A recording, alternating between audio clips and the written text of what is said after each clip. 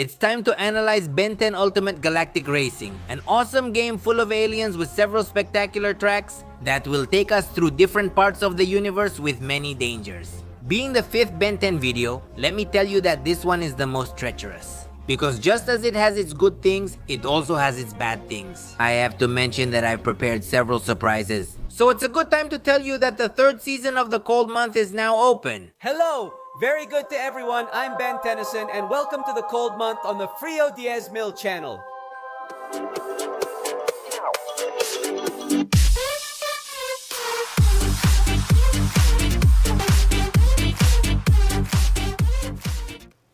Ben 10 Galactic Racing had something special. It was a video game that didn't count as a story. Although the DS version had something similar, calling it serious would be an insult, since its story ends up being poor and meaningless. While I was making the video, I thought that not having a story would be one of the worst things this video game could have. But I realized that actually a racing game doesn't really need a story. This isn't a Crash Team Racing, it's more like a Mario Kart. Here, you just need to choose a character, a car, and off you go racing across the whole universe.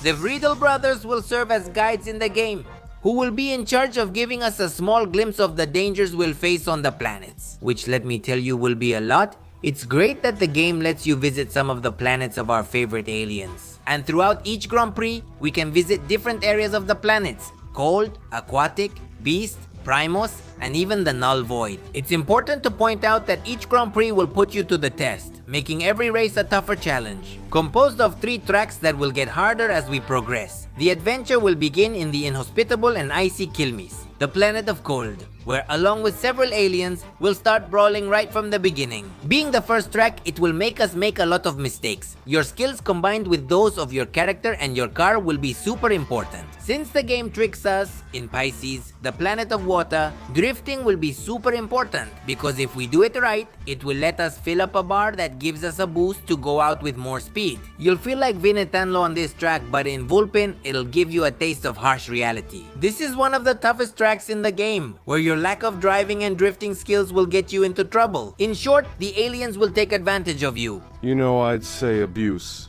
The ability to ruin a career is something magnificent that racing games have, with the famous random wildcards that play with our luck, sometimes in our favor, sometimes against us. In Galactic Racing, they appear in the form of the Omnitrix symbol. The best ones for me are the Supreme Move, which unleashes all powers and makes you immune to all kinds of threats. The Aquatic Threat Omnisplash, which is a homing attack that will send your enemies flying through the air. The Way Bigger, which lets you shrink all the other racers on the track to half their size and reduce their maximum speed. Or the incredible Enemy Vine from Wild Vine, which creates a wall of ivy on the track that's pretty hard to get through, but you can get past it. As a tip, if you go around it, you can get away from it. Some powers are less effective than others, but they can still sabotage your race, like Lodestar's electromagnetic pulse that hits anyone nearby, the Spectrum in Heat Blast that temporarily blinds you with a rainbow from hell, or some Diamond Shards, fake Omnitrix symbols, and leftover Insectoid Gooba that will throw you off track. All of these are great factors that have been perfectly adapted with Ben's aliens, and even though some of them aren't in the video game, the representation of their powers is more than enough. Since regarding the characters in the game, it will present us with 15.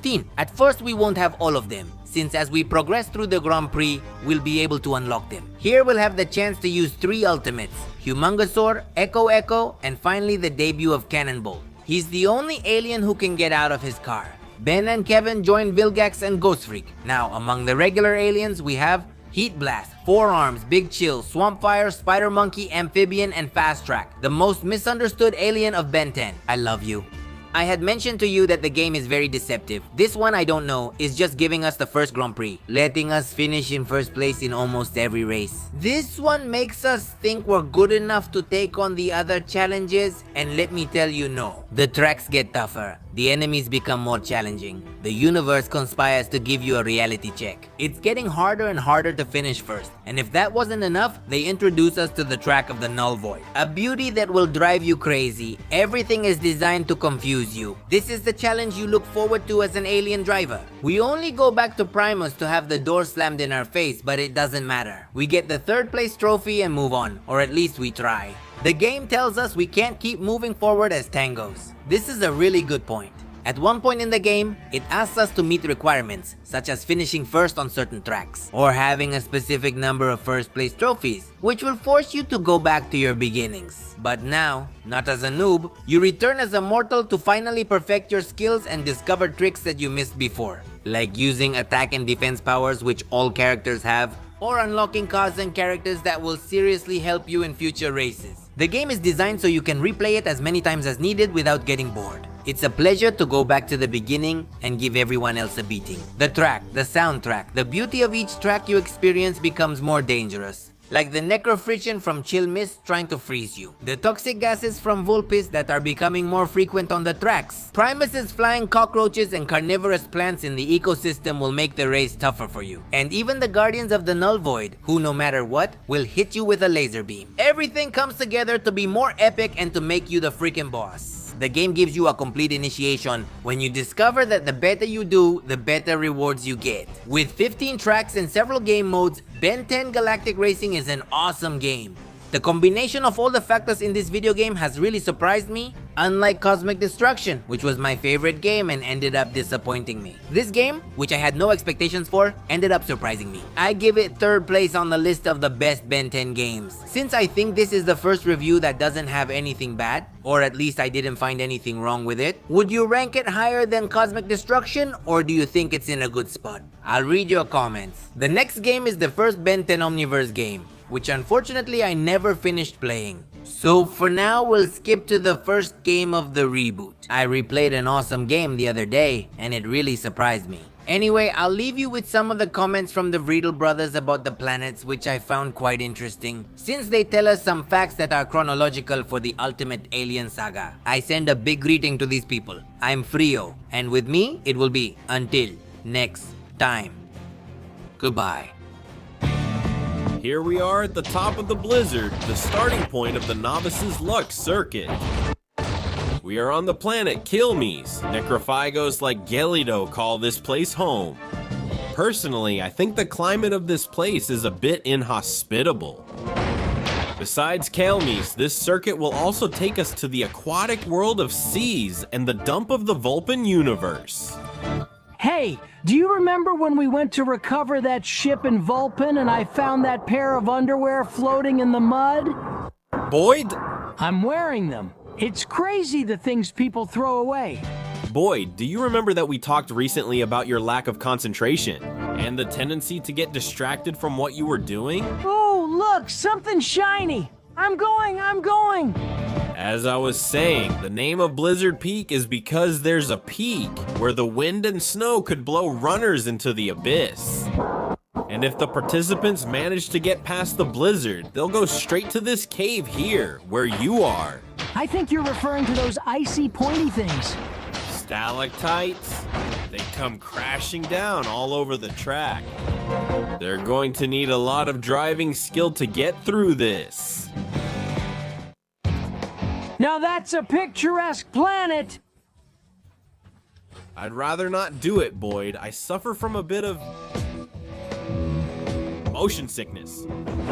I don't know. Your breath smells like any other day. Seasickness. Damn it. Let's get this over with so the race can start. If you say so. First, the race goes through some curves that go oop and doon and twist around. Boyd. And then the runners will reach a jump, feared by many, to get to the top, where they will be able to see the waves swirling and spinning. Romboyd. Then there will be whiplashes and whoosh in another one of those bouncy and crazy jumps. Boyd. And then we get to the last curve where the water gushes out and will make you slip and crash into that rock over and over again. Brr. All right, if that's how you feel about my storytelling skills, why don't you do it yourself next time, Octagono? Those piles of waste over there show that we're on planet Vulpin. This place is a dumping ground for any kind of imaginable junk and whatever else is needed. Vulpinasters like Wildmutt come from around here. He doesn't have any taste. I find the smell quite irritating to the nasal cavities. Ah, that's what it is. I know the beans from the meal didn't sit very well with you, so... Boyd, that falls into the category of what we would call too much information. Anyway, in Vulpin, there are also some tracks called toxic tunnels. Shortly after starting, the racers will encounter a tough crossover with jumps that will have the players crossing paths in the air. And they will keep crossing paths until they come together again after a stretch shaped like a giant clover. When everyone is on the same track, they'll have to jump in one of the muddy facilities. Jumping over the mud could cause some really good collisions, right, Octagono? Well, yes, Boyd, yes. After that, there's one last huge jump and then smooth and light sailing. Well, until the next lap starts. Do you have anything else to add, Boyd? Oh, yes. Speaking of beans... Well, you'd better start the race, Boyd. Hello friends, and welcome to the Frozen Highway, the first track of the circuit that contains that part called the Ice Jungle. Do you think they call it that because in Kill Me's it's that kind of bone-chilling cold? I'd say that's correct, Boyd. But this circuit also takes us to the Void and to Primus. How nice. Because the prison dimensions and the jungles with mechanical mosquitoes as big as your head are so much better. If you're done complaining, can I continue commenting? Not yet. Okay, you can go ahead now. Alright, so the trickiest part of this roller coaster are these jump ramps. If you hit the detonator, you'll go up and down. And if you hit one while it's up, you'll be able to reach the shortcut. But if someone hits the detonator while you're jumping, well, let's just say the result is pretty obvious, because the fall will lead to your doom and all that. The Void, a dimension created by the Galvan to serve as a massive prison. This place houses those unpleasant fellows who would make people like you and me call for help from the plumbers.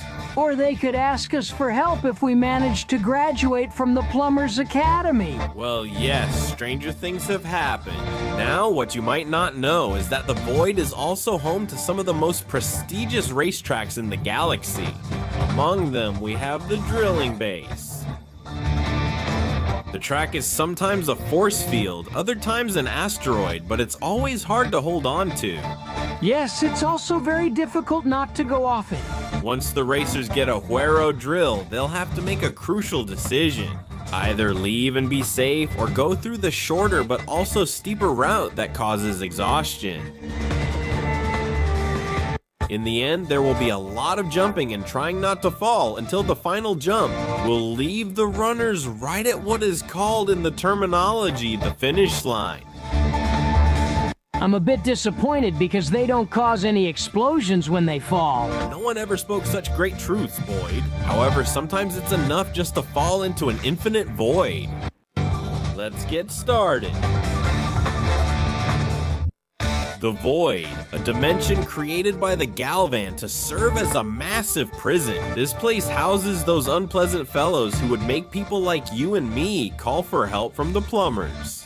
Or they could ask us for help if we graduate from the Plumbers Academy. Well, yes, stranger things have happened. Now, what you might not know is that the Void is also home to some of the most prestigious racetracks in the galaxy. Among them, we have the drilling base. The track is sometimes a force field, other times an asteroid, but it's always hard to hold on to. Yes, it's also very hard not to go off it. Once the racers get a Huero drill, they'll have to make a crucial decision. Either leave and be safe, or go through the shorter but also steeper route that causes exhaustion. In the end, there will be a lot of jumping and attempts not to fall, until the final jump will leave the runners right at what is called in the terminology the finish line. I'm a bit disappointed because they don't cause any explosions when they fall. No one ever spoke such great truths, Boyd. However, sometimes it's enough just to fall into an infinite void. Let's get started. Welcome back to Primus, where the contestants are about to circumnavigate the track known as Through the Jungle. Now, many have been speculating that Primus is the legendary home of the Codon current, which is where Ben Tennyson's Ultimatrix gets the DNA to turn him into an alien creature and all that. Well, I have to tell you that I find that hard to believe. Like me, Boyd. But there are people who believe anything, but they're not educated like us. Now then, the runners will go through the tunnels near the volcano. Inside, they can stay on the main street or take a much more dangerous shortcut to the left, where they risk coming face to face with the legendary Codon current. By which you mean getting stuck, right? Well, yeah. When you get to the jungle, it's pretty straightforward until you reach the exit again. That's not even counting the flipping plants and those things shaped like giant mechanical mosquitoes, which make the track even more rewarding. Well, yeah, those could be kind of dangerous, I guess. We are at the beginning of the Wet Moorland circuit. And this time we get to go to Vulpin and also to the Void. That's right, Boyd. Incineration and imprisonment are coming. It's not the first time, hey. But for now, we're in Pisces, on a track with a fitting name, Pisces Falls. The name comes from the waterfalls there, and driving through them is a big challenge. After that, there's some gushing water and a crazy curve from which there's an incredible view of the ocean. You can look. Well, I'm sure you'll love it, Octagono, since you have a weak stomach and all. Wheel. After that, the road opens up and a few more waterfalls lead to a truly nauseating drop before the finish line. I have a feeling this race is going to be fun, Boydie. No route through Vulpin would be complete without a trip through the garbage processing plants. In fact, there's no route in Vulpin that doesn't involve some kind of garbage. The garbage challenge lets runners get close enough to smell it. It's a bit smelly. From the beginning, players are introduced to the garbage removal system. They'll have to dodge all the junk coming from other garbage removers on the planet, while driving in the opposite direction of the conveyor belt. Then, dude, you have to see this. Oh, I know. There's this huge crane, right? And they hit the switch and boom, baby. And the other racers will go flying through the air and off the edges. A huge explosion. Boyd, it seems like you enjoy watching others suffer. What's wrong with that? Running in the Void has what we could call its ups and downs. And that's never more true than on this track, Dimensional Dementia. The racers won't stop making waves from the start as they go over these bumps. In the next turn, they'll go up onto the side asteroid and come back down. Hey! I just got your ups and downs joke, Octagono. It's because the track rises and falls. Ha ha! How sharp! I'm glad my sharp pun didn't go unnoticed. But Boyd, I'm afraid the joke is on the runners this time, considering that they'll be disoriented and the accelerated jump will drop them right in the middle of the Null Guardians. Well, there will be rockets and all that stuff. And then there's another winding section that will keep spinning them around before they reach the final jump to the finish line. I'm telling you, Boyd, the Void isn't for the faint-hearted. We're back to Kilmis, folks. This track is called Flooded Tundra.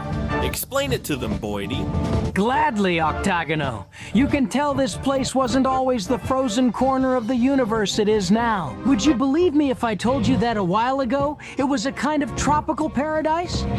It's the absolute truth. All the tracks are on a frozen ocean, which isn't exactly stable. There will be jumps and turns right from the start, but that's the easy part of a treacherous terrain. This part right here looks way tougher. Yeah, that's right, Boyd. The running group will need to carefully coordinate their way across these plates.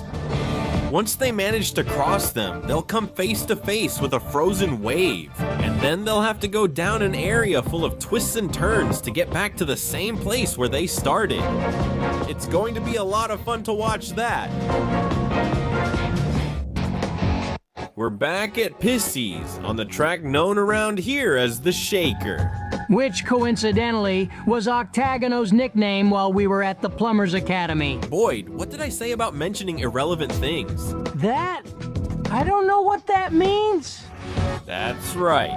Yes, runners will encounter underwater sections right from the start, passing through tubes that, if broken, will result in what we might call drowned participants. The track is named after the filtration agitators that, combined with the constantly moving water and so on, turn the experience into a real driving challenge. If you manage to survive, they'll return to the top part, where the racers will have to cross a wide riverbank with a couple of more complicated waterfalls, before ending up right back at the beginning. This is for you, Boyd. What pushes you into the volcano drags you through mountains of garbage, and leaves you to fend for yourself in the frozen zones of a hostile space dimension. Darla, my date for the 5th grade dance. I remember her. But I was talking about our next circuit. It's called the Volcano's Void, and we're here on the first track, Coden's Caldera. In this one, there's an extraordinary change right at the beginning when the racers have to jump to the side of the volcano. Yeehaw! The track is still there, if we can even call it that, because it's kind of a little unstable. Pieces are constantly breaking off when the racers go over it. The codon underneath will definitely make them explode well. If they manage to get to the other side, they'll have to go down the hill and go through the codon tubes. After that, back to the jungle, going through plants and things shaped like giant mosquitoes on the way to the finish line.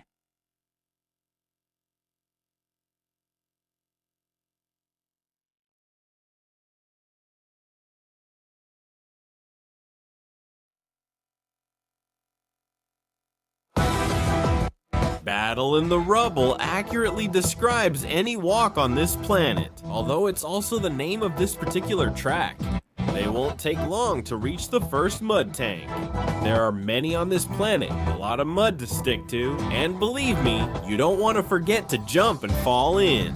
Well, I don't know, brother, but it seemed like a good idea to cool down the dessert. Oh, don't worry. They'll empty these mud tubes before the race. Well, almost, hehe. You'll still have to go through mountains of trash. Then, when you get out of the muddy area, you'll have to navigate through trash removers. After that, beyond the conveyor belts, it's a full-speed dash to the finish line. Are you ready, Boyd? Let the race begin. What happens in the void is that surely it's a twisted and dangerous place. And this track, which we call Null Evasion, is clear confirmation of my statement. As soon as they leave the starting line, bang, they all end up on their backs. Now that's what I call disorientation. You can say that again. And then, before they get used to being upside down, the track twists completely.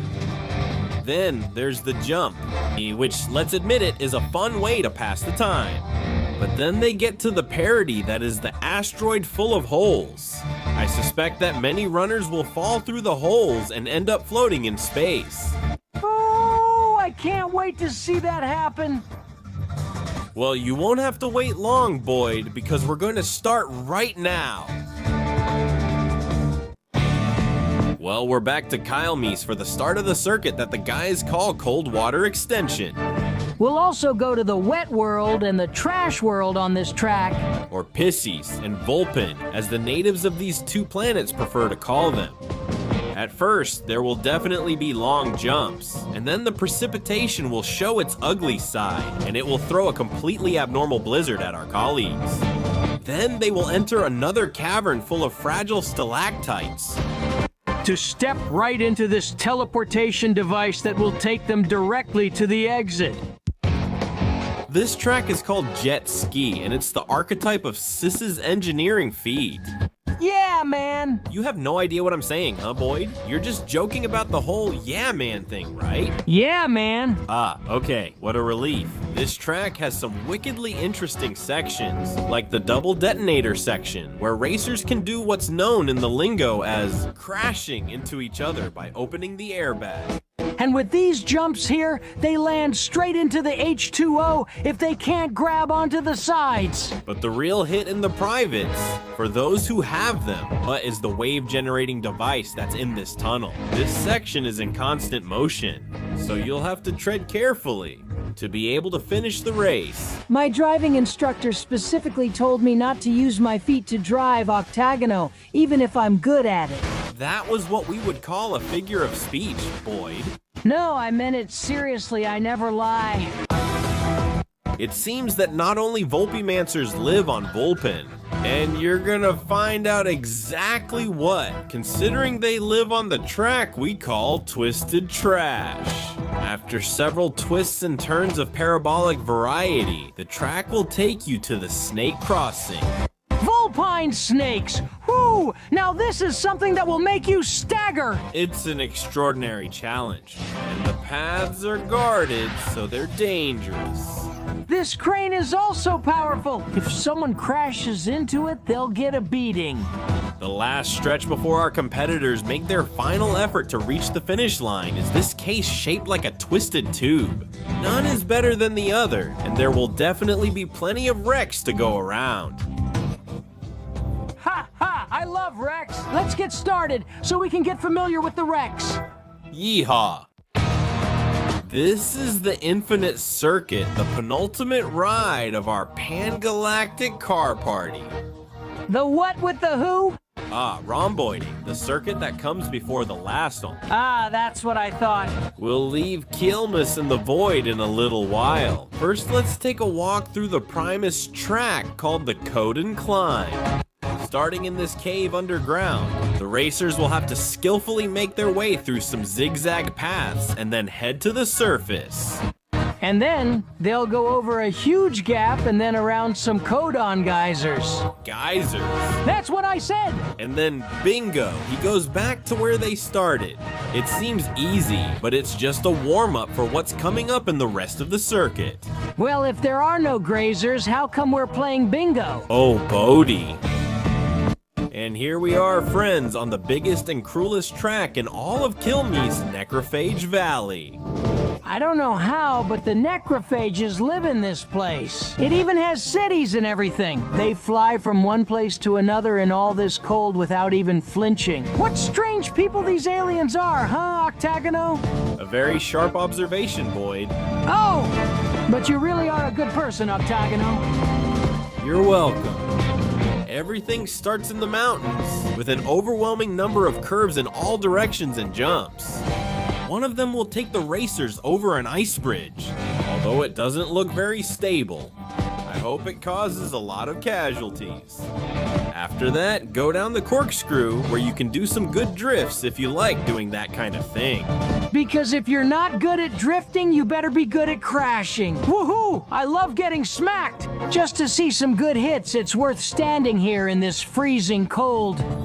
I can't feel my fingers. The last challenge will be to make it across a pack of raging necrophages. I'm not sure why they're so upset. I know! Oh, Boyd? Yes, because everyone was trying to read so nicely and all, until those carts started passing by making noise on the street. Nice try, Boyd. Although I doubt that's the reason. Afterward, they'll pass through the city ruins and climb the mountain to the finish line. Boyd, you can put your hand down now.